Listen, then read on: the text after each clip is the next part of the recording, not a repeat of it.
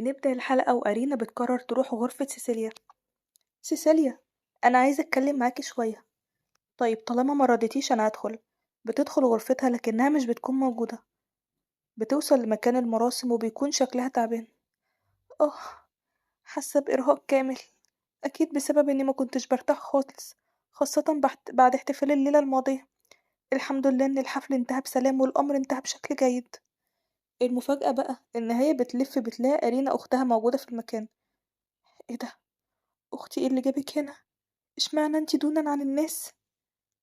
عشان انا سيسيليا اعتقد افضل حل ان انا اجذبها بجمالي بعد كده اهرب. انتي سيسيليا؟ انتي اختي الصغيرة؟ انتي سيدتي؟ بتفتكر اللي حصل من 500 عام، لان وقتها ارينا كانت خادمة وصديقة هستية. انا مش قلتلك ما تمشيش حافية لانك كده هتأذي قدمك؟ تعالي معايا عشان اعالج جروحك. بعد ما هستية ماتت. انتوا عاملين مهرجان يا اوغاد؟ بتحتفلوا بموت سيدتي؟ ازاي تقدروا تعيشوا بالسعادة دي؟ بس أنا مش هسكت. أنا هقتلكم كلكم ومش هخلي فيكم شخص واحد عايش. بعد كده بتكون ماشية في الشوارع وبتلاقي الكثير من اللؤلؤ والمجوهرات. واو، ايه كل ده؟ يا أوغاد، تم صنعه عن طريق دم ولحم سيدتي الشابة. ازاي تتجرأوا وتقوموا بقتلها وهي بنت بريئة؟ بعد كده بيتم إقامة مساد لبيع الأدوات السحرية اللي تم صنعها من دم ولحم هستية. يا حقراء، مش هخليكم أبدا تتهنوا بحياتكم. حتى لو مش هشوفك تاني يا هستية. أنا هجر أعدائك معايا للجحيم. وبتقوم بالتضحية بنفسها وقتل الجميع. بعدها بتتجسد، بتصحى من النوم بتلاقي نفسها بنت سرية ووجهها جميل، زي ما كانت بتتمنى في حياتها السابقة. بقالي 500 سنة بموت وبرجع أتجسد من جديد لمرات ما تتعدش. أول ما تجسدت اتمنيت إن أنا أموت، عشان كنت فاكرة إن أنا هقابلها. روحك هي اللي ساعدتني إن أنا أعيش. المرة دي لما صحيت من التجسد لقيت اللي بيقولها: أختي أنا هدخل. أختي لما توقف المطر اشتريت لي كعك القرص. وقتها أرينا ما كانتش تعرف إن هي دي هستية واتجسدت. سيدة هستية، انتي معايا وجنبي مش كده؟ أكيد حاسة بيا. روحك الجميلة هي اللي بتساعدني على الحياة. تعرفي يا سيدتي، أول ما شفت الضوء ينكسن تعرفت عليه على طول على إنه يانيك، لكنه بيغير اسمه باستمرار عشان محدش يعرفه. ولما حاول يتقرب من أختي بطريقة غريبة شكيت إنه كان بيحاول يقرب منها عشان يعرف هويتي. إزاي يتجرأ ويضع عينه على امرأة أخرى غير سيدتي؟ كان عندي شوية شك لما شفت الدوق بينظر ليها بالشكل ده. كمان لما دخلت على غرفتها ملقتهاش. وكمان اليوم هي ليلة اكتمال القمر. لا، لا مستحيل.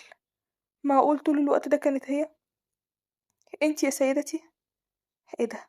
هي اختي تذكرت حياتها الماضية. سيدتي، انتي وحشتيني جدا يا سيدتي. انا مش بحلم مش كده؟ ارجوكي قوليلي ان انا مش بحلم. طبعا بتبقى بتدور على كذبة وما تعرفش ان اختها فاكرة كل حياتها الماضية. انا اسفة جدا يا سيدتي. نعم، انا اسفة لان انا ما قدرتش انقذك في الوقت المناسب. انتي عانيتي ومتي لوحدك. هو انتي فاكرة كل حاجة؟ انا بفتقدك جدا يا سيدتي. انا هنا عشان توبخيني عشان ما انتقمتش ليكي مش كده؟ ارجوكي سامحيني. انتي بتتكلمي عن ايه وانتقام ايه؟ انا كل اللي طلبته منك ان انتي تكوني سعيدة. انا بقيت جنبك عشان اجعل حياتك سعيدة مش عشان اخليكي تنتقمي. انتي في النهاية صديقتي واختي. أرينا بتنهار من البكاء لأن هي مش مصدقة نفسها إن هي أخيرا وجدتها في اليوم التالي في القصر. واو، شكرا إنك اشتريتي لي الملابس دي كلها يا أختي، بس ده كتير جدا عليا. تجمعوا جميعا. أنا عايزة الكثير من الملابس والمجوهرات اللي تناسب الوجه ده، وما تهمنيش الكمية أو التكلفة. واو، شكلها جميل جدا. ما شفتش امرأة جميلة كده في حياتي. تم صنع أي شيء يضرها. مش هيكون ليكم أي مكان في المجتمع. انتي كده لازم تذهبي إلى جميع الولائم، ولازم تلبسي كل الملابس الجميلة والمجوهرات الثمينة. احنا اتولدنا في عائلة ثرية ما تقلقيش. بس انتي عندك المال الكفاية لكل ده. بعد كده هستية بتقوم بفتح صندوق، بتلاقي فيه الكثير من المجوهرات والذهب. أختي، ايه كل ده؟ هو انتي ما كنتيش تعرفي ان احنا بنملك الكثير من المال ولا ايه؟ بتقول أرينا في نفسها. من 500 عام هي عاشت في المعبد، عشان كده ما تعرفش رفاهية المال. لكن أنا تجسدت مرات كتير، عشان كده أعرف رفاهية المال كويس جدا. أختي، أنا مبسوطة إن إحنا خرجنا عشان نلعب بعد وقت طويل. هو انتي ليه ما أحضرتيش مرافقة؟ عشان انتي تكوني مرتاحة، وكمان لو حدث أي شيء انتي هتحميني. بيكون يانيك واقف ومراقبهم. من هنا بيعرف إن هي موجودة بشكلها الحقيقي، بس بتتخفى وراء وجه تاني. أنا عايزة ده. بيناسبك جدا يا سيدتي. ايه ده؟ المحل ده بيعمل كعكات أرز جميلة جدا. يا صاحب المحل، أنا هشتري المحل بأكمله، عشان كده اخبز المزيد من كعكات الأرز. يا أختي مش كده، اهدي شوية. أنا بستمر في مناداتها بأختي بدون ما أحس. يا ترى هي بخير مع كده؟ بس شكلها مش مهتمة. ايه رأيك، الدانتيل ده جميل جدا مش كده؟ بعد كده بتلاقيها واقفة مع طفل صغير. ايه ده؟ هي بتطلب ايه بالظبط من الطفل ده؟ في المساء بتعود وبتكون نايمة، وأرينا بتدخل تطمن عليها، بعد كده بتمشي. انت حصلت على الرسالة مش كده؟ انت حضرت اللي انا قلتلك عليه أرشدوك يانكسن؟ هو انا لازم اقول مر وقت طويل؟ طب انت كنت تعرف ان هي انا من البداية؟ مش مهم انت مين، اهم حاجة ان هي تكون جنبك. مر 15 عام وهو لسه واخد زي ما هو. استنى يا نيك، انا عندي شيء اقوله ليك. انا مش هقدر اسمح ليها بمواصلة طقوس اكتمال الامر، هي بتعاني. في اي طريقة نمنع ده؟ الادوات السحرية اللي انا بملكها بتخفف الالم شوية، لكنها مش حل، لازم طريقة لاضعاف السحر. لو القمر بيتعلق بالادوات السحرية، انا كمان عندي شوية هجمعهم. بس خلينا في موضوعنا الاساسي. انا قلتلك تحضر شخص يمنحها المكانة اللي تستحقها. ده رئيس أكبر نقابة معلومات في الإمبراطورية. بعد كده الشخص ده بيفوق. ايه ده؟ أنا فين؟ دوك يانكسن؟ مش فاهم أي حاجة. هم خطفوني ليه بالظبط؟ أنا جبتك هنا عشان في حاجة أنت لازم تعملها. عايزاك تنشئ هوية لشخص إضافي للعائلة المالكة. بس يا سيدتي الموضوع صعب، لأنه بيكون صارم، خاصة تجاه العائلة المالكة. بيقول الدوك: أنا همنحك أي موارد تحتاجها. آسف يا سيدي ويا سيدتي، لأنه سواء كان في سلالة مباشرة أو غير مباشرة، فالموضوع مستحيل. بعد كده بيلاقي فيه سيف بيتغرس أمامه. انت هتعمل اللي أنا هقولك عليه، وإلا هاخد راسك معايا كتذكار. مفيش أي حاجة اتغيرت. هستية أو السيدة سيسيليا، قوليلي هي تعرف إن أنا يانيك؟ بتسكت ومش بتتكلم. قوليلي هي تعرف ولا لأ. مش هقولك. اكتشف ده بنفسك وما تضايقش سيدتي تاني. مجرد إنسان مثير للشفقة.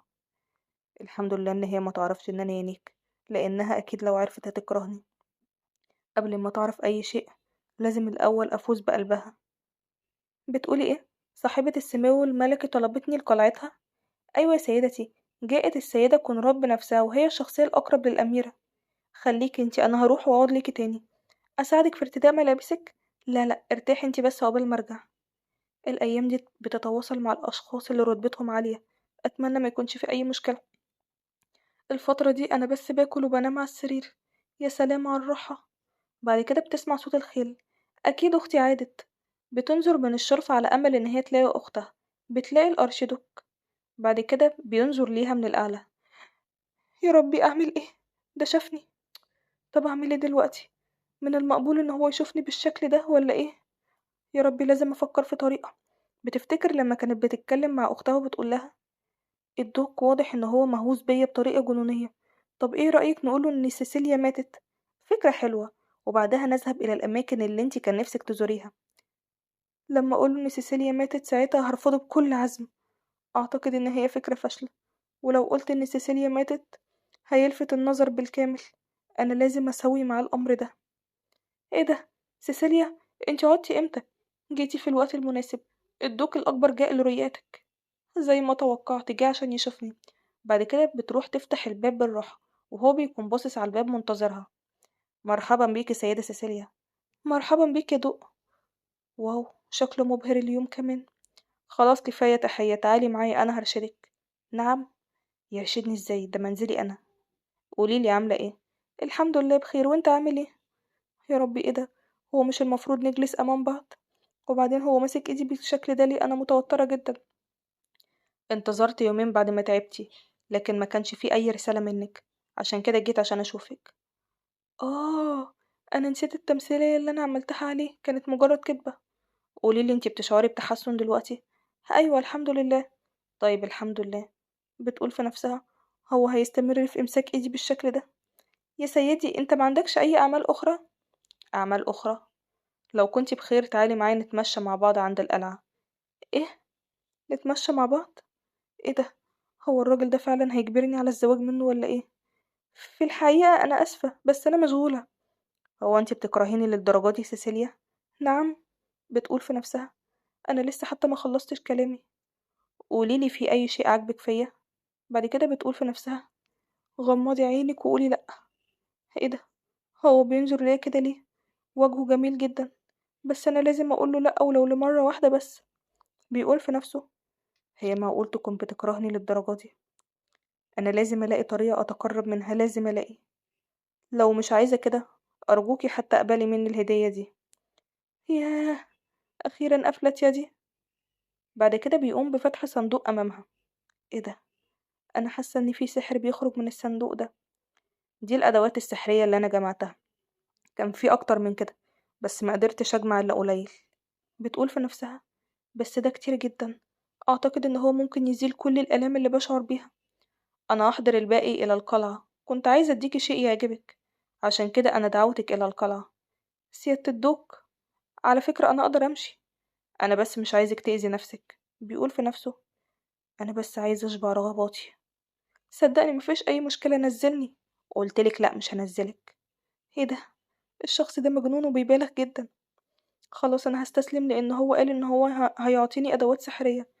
بتدخل غرفة كبيرة جدا، بتكون مش مصدقة نفسها من كمية الادوات السحرية اللي موجودة. انا لو قضيت طول عمري مش هقدر اجمع حتى نصهم. سيدة سيسيليا، انتي تقدري تحصلي على كل الادوات السحرية اللي انتي محتاجاها، بس في المقابل تشربي الشاي معايا. اكيد طبعا. بتقول في نفسها. لازم اقبل لانه هيعطيني الادوات السحرية.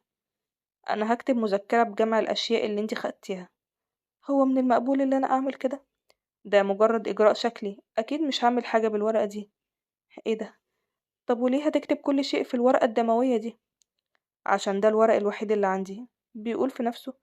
آسف هستيا، بس عشان أضمن إن انتي متهربيش مني أبدا. بعد كده بتقوم بالتوقيع. خد الورق ده إلى البلاط وقم بتوثيقه. يا رب أنا مش فاهمة أي حاجة. يا ترى اللي عملته ده صح ولا غلط؟ أنا معرفش أي حاجة في العالم الخارجي. كمان عايزين نحدد عدد مرات تناول الشاي. 1500 مرة، جيد مش كده؟ نعم. ايه؟ العدد كبير. خلاص نخليها 1000 مرة. خلاص آخر كلام نخليها 900 مرة. بتقول في نفسها. لو 900 مرة، يعني لو قلنا مرة واحدة في اليوم هيكون لمدة 3 سنوات. هو أنا المفروض أكون متورطة مع المجنون ده لمدة 3 سنوات؟ مش معنى كده إن انتي لازم تكملي ال900 مرة عشان تحصلي على الأدوات السحرية، لأ. هعطيكي أداة بعد كل مرتين. الشخص ده مجنون بالكامل. أنا محتاجاهم في خلال 15 يوم. سيدة سيسيليا انتي مالك في ايه؟ الأرشيدوكس ضمني تماما.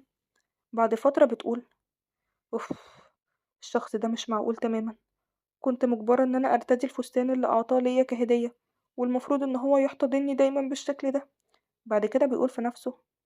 شكلها محبطة جدا ومتضايقة. أنا مش عايزة أقوم بإذلالك بالشكل ده، بس أنا لو ما عملتش كده انتي هتهربي مني تاني. دي كده كانت نهاية الحلقة، لو عجبتكم قولوا رأيكم ايه.